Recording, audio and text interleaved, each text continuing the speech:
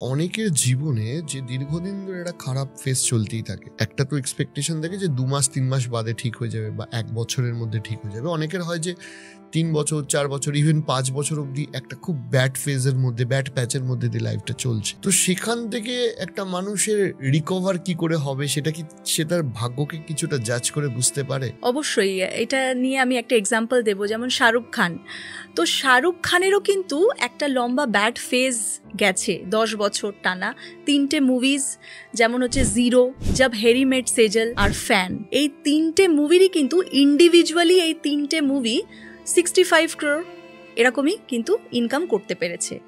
তো সেটা কিন্তু তার এক্সপেকটেশন থেকে অনেকটাই কম, কিন্তু এটা একটা ব্যাড ফেজ। সে কিন্তু এই ফেজ দিয়েও গেছে, তার ইনজুরিজ হয়েছে, নি ইনজুরিজ হয়েছে, ওয়াংখেড়ে স্টেডিয়ামে ঝামেলা হয়। তো এই কিছু কিছু ব্যাড ফেজেস দিয়ে শাহরুখ খান গেছেন, কিন্তু তারপরে কিন্তু ঠিক জওয়ান, পাঠান, ব্যাক টু ব্যাক একটা হিউজ কালেকশন আমরা দেখতে পেয়েছি।